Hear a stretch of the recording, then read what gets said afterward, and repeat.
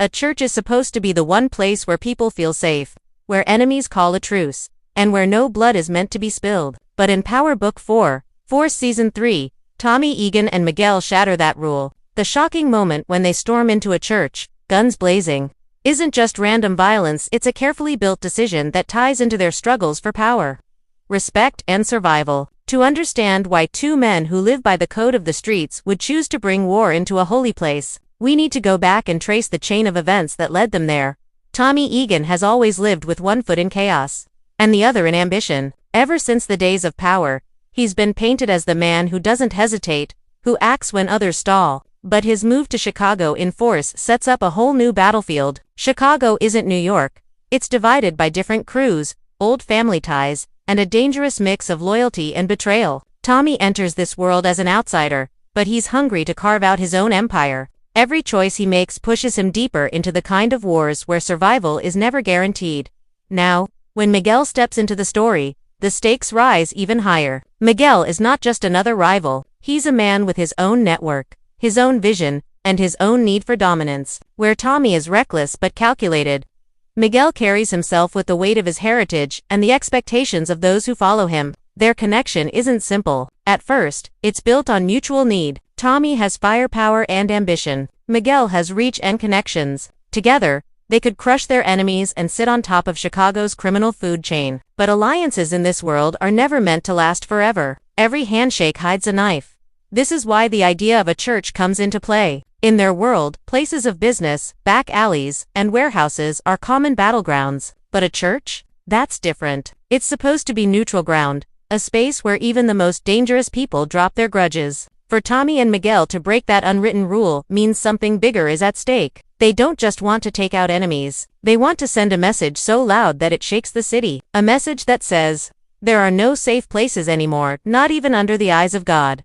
The roots of this decision start in the fractures of trust. Miguel sees threats to his family's position. He senses betrayal inside his circle and pressure from rivals outside. Tommy, on the other hand, feels the squeeze from all directions. Every move he makes attracts new enemies. Every victory puts a target on his back. The church, in this sense, becomes more than just a building. It becomes a stage where they can prove dominance, silence opposition, and let everyone watching know that power isn't just about money or drugs, it's about fear. Whoever controls fear controls the city. But beneath the surface, the decision is risky. Tommy has always operated by his own code. He can be violent, brutal, and unpredictable, but there are still lines he doesn't always cross. Miguel challenges that. He pushes Tommy into darker waters, places where morality has no place and only victory matters. This is why their partnership is so dangerous. Miguel doesn't see the same boundaries. To him, the church isn't sacred, it's just another place to make a statement.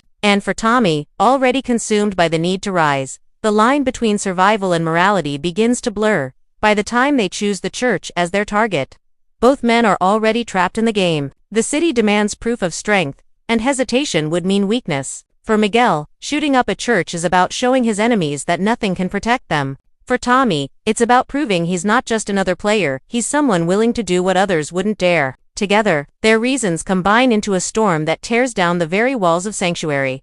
A church is not just for walls and a roof. It is a symbol. It carries history, belief, fear, and respect. In neighborhoods where people fight every day just to survive, the church stands as a different kind of power, a reminder that no matter how dark life gets, there's still a place untouched by the streets. That's why when Tommy and Miguel chose this place as their battleground, it wasn't simply about killing their enemies. It was about breaking something deeper, something spiritual, something untouchable. They weren't just pulling triggers, they were pulling apart the rules that held the community together. In the world of power, symbolism matters. Every location has weight. A bar, a warehouse, a corner, all of those mean business. But a church? That represents innocence, family, tradition. It's where mothers pray for their children to stay out of the game. It's where funerals remind everyone of the price of the streets. It's where even killers sit in silence, seeking forgiveness they may never truly earn. By storming inside and turning it into a place of chaos, Tommy and Miguel send a loud message. No place is safe anymore. The idea of sanctuary, the idea of protection, is gone.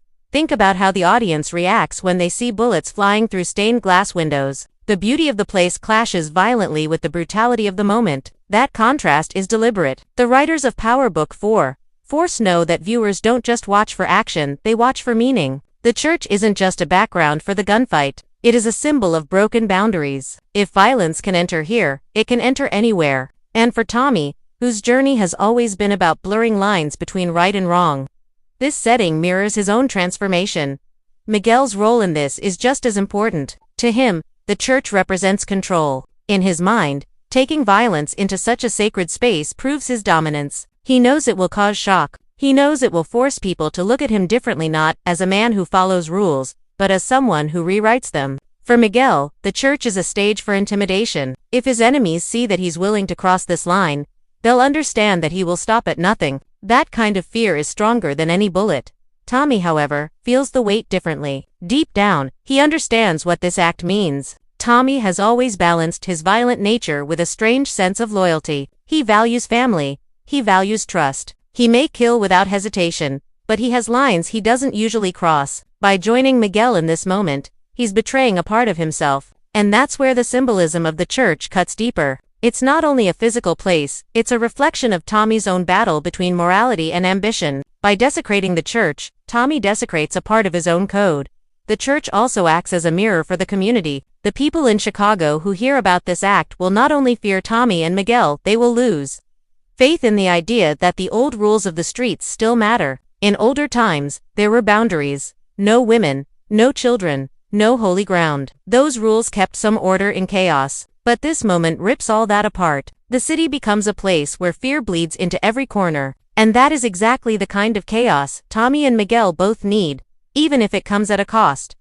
On a narrative level, the church serves as more than just scenery. It is the writers showing us that the story has entered a new stage. No longer is this just about gang wars or business deals. Now it's about morality itself. What happens when characters decide that nothing is sacred? What happens when survival demands the destruction of the very symbols that once gave people hope? For Tommy and Miguel, this isn't just a firefight. It's a declaration that Chicago belongs to them. And to prove it, they'll burn down the last safe space. This is why fans of Force will never forget the church scene. It's not only shocking for the violence, it's shocking because of what it means. The stained glass shattering, the holy silence turned into screams, the sacred turned into sinful. It all tells us that the story has taken a darker turn. And it tells us something else. The characters we thought we understood are changing. Tommy is stepping deeper into darkness. Miguel is proving his ruthlessness. And the city of Chicago is losing its last piece of innocence. By choosing a church, the writers made sure that this moment wouldn't just be about bullets, it would be about meaning. And that meaning will haunt both the characters and the audience for the rest of the season. Every shocking act in Power Book 4. Force has a reason, and the church attack is no different. On the surface, it looks like madness, two men blasting their way through a place that should be untouchable. But when you peel back the layers, you see that Tommy and Miguel didn't just wake up one morning and decide to desecrate a sacred space. Their decision came from fear, pressure, and a desperate need to prove something bigger than themselves. To understand it, we have to look at their motivations, not just as criminals, but as men trying to survive in a city where weakness gets you killed. For Miguel, the church is personal. His world is built on family, respect, and legacy. Chicago isn't just business to him, it's blood. In his eyes, every rival who threatens his name is threatening generations of sacrifice and honor. By striking inside a church, Miguel turns a battle into a statement. He isn't just taking out enemies. He's sending a warning to anyone who might even think of testing him. If I can bring violence here, his actions scream, then nowhere is off limits. This kind of motivation isn't about chaos for chaos's sake, it's about rewriting the rules of power. If people fear you in the most sacred place, they'll fear you everywhere. Tommy's motivation is different, but just as powerful. For Tommy, every decision comes back to survival and ambition. He's not native to Chicago. He came in as an outsider, and from day one, he's been forced to prove himself. Every corner he takes, every deal he makes, is a test. And in a city as cutthroat as Chicago, hesitation is death. The church attack, then, is Tommy's way of proving he belongs. It's not just about aligning with Miguel, it's about proving that he is fearless, that he is willing to go where others won't. For Tommy, violence is currency, and in this moment, he spends it all to buy his place at the table.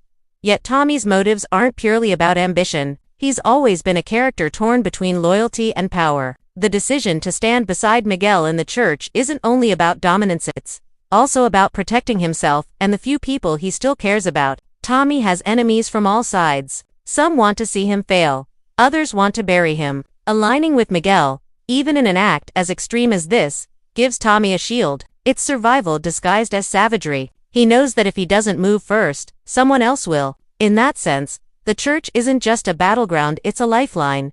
There's also pride. Tommy has always had a fire in his chest, a refusal to bow to anyone. His motivation here is as much about ego as it is about strategy. By stepping into the church with Miguel, Tommy proves not only to his enemies but also to himself that he is untouchable. That hunger to dominate, to be seen as the strongest, pushes him into darker territory. It's the same hunger that's driven him since New York, the hunger that keeps him moving forward even when the cost is too high. Together, Tommy and Miguel's motivations create a storm. Miguel acts out of legacy and fear of betrayal. Tommy acts out of survival and ambition. Both men share one common goal: control. They want to control the streets, control their enemies, and most importantly, control the narrative. Shooting up a church is the ultimate way to say, "We are the ones who decide the rules now." But this choice also reveals something tragic. Their motivations, while understandable in the context of their world, drag them into a place where morality no longer matters. Miguel proves his ruthlessness. Tommy sacrifices a part of his code. The church becomes the cost of their ambition, and in doing so, it exposes the emptiness at the heart of their power. Because when fear becomes your only weapon, you also become a prisoner of it. Every act of violence demands another. Every show of strength creates new enemies. And so, even as Tommy and Miguel stand tall in that moment, the motivations that led them there are also the seeds of their downfall. In the end, the motivations behind the church attack are not simple. They are layered with fear, pride, betrayal, ambition, and survival. And that complexity is what makes the scene unforgettable. It's not just about bullets, it's about what drives men to pick up guns in the first place. And for Tommy and Miguel, that drive is what will both raise them higher and drag them deeper into the darkness that defines. Power Book 4. Force. The sound of gunfire fades, but the echoes of what Tommy and Miguel did inside that church don't vanish with the smoke. The true weight of the attack isn't measured in bodies or bullets, it's measured in consequences. Because when you cross a line as bold as turning a holy place into a battlefield, you don't just make enemies, you change the rules for everyone. The aftermath of the church shooting ripples through every corner of Chicago, shaking alliances, igniting rivalries, and leaving even Tommy himself questioning what he's become. First, the streets react. Word travels fast, faster than any bullet. By the next morning, everyone knows. Tommy and Miguel violated the last untouchable ground. For some, it inspires fear. Rival crews suddenly realize that if these men can storm into God's house with no hesitation, then there is no safe space left. The fear that spreads across the city works like wildfire. Shop owners, corner boys, even hardened killers whisper about the attack. Miguel wanted this reaction. He wanted to choke the streets with terror, to make his enemies think twice before even speaking his name. In that sense, his goal is achieved. Fear is his currency, and after the church, he's richer than ever.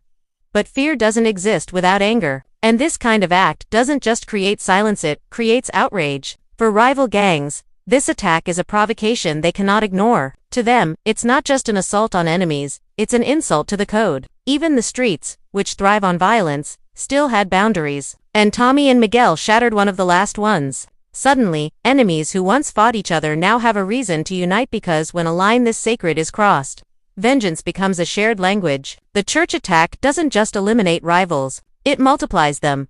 Inside Miguel's circle, the aftermath is complicated. On one hand, he looks untouchable. He's proven himself as a leader with no limits. But among his closest allies, doubt creeps in. Some of them fear him, yes, but others wonder if he's gone too far. Family members, those who once saw him as protector, begin to see him as a man possessed. Whispers of betrayal grow louder, and in the game, loyalty born from fear is always fragile. Miguel may have strengthened his image in the streets, but within his home, he risks planting seeds of rebellion. For Tommy, the aftermath cuts deeper. On the outside, he stands tall, showing no regret. He wanted to prove that he was fearless, and the church attack does exactly that. His enemies are terrified, and his alliance with Miguel looks stronger than ever. But internally, the weight is heavy. Tommy has always been violent, but his violence carried its own strange logic. He killed for business, for loyalty, for revenge, but rarely for spectacle. The church is different. It forces him to confront the question he's been avoiding. How far is too far? The church also pushes Tommy into dangerous isolation. Those who once respected him now look at him differently. His reputation grows darker. And with it, the fear that he might turn into something he never meant to become. Even his allies begin to wonder if Tommy would defile a church. What line would he not cross? For a man who still clings to the idea of loyalty, this reputation becomes a double-edged sword. Respect without trust is the kind of power that eventually collapses.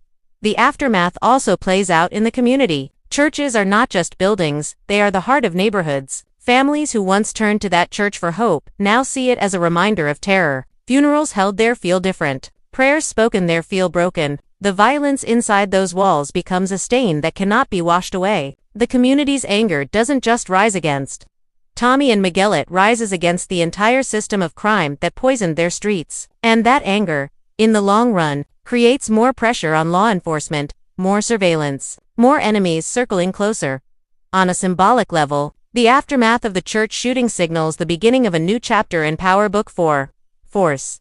The story is no longer about battles for corners or disputes over product. It becomes about survival in a world where no rules exist anymore. By crossing the line, Tommy and Miguel force every other character to take a side, either adapt to this new lawless reality, or fight to bring back the boundaries that once kept chaos in check. And finally, there is the quiet aftermath, the one that plays out in Tommy's mind. For a man who has lost so much, who has already buried pieces of himself in the dirt of New York and now Chicago, the church attack feels like both a victory and a loss. He won the fear, he won the dominance, but he may have lost a piece of his soul. And that inner conflict is what makes the aftermath truly powerful, because while Miguel sees only triumph, Tommy is left haunted, caught between the man he was and the man he is becoming. The aftermath of the church shooting is not a clean ending, it's the beginning of a storm. It cements Tommy and Miguel as feared figures in Chicago, but it also paints targets on their backs bigger than ever before. Enemies unite, allies question, communities rage, and even faith itself seems shaken. And for viewers, it sets the stage for the ultimate question. When you break the final boundary, can you ever come back?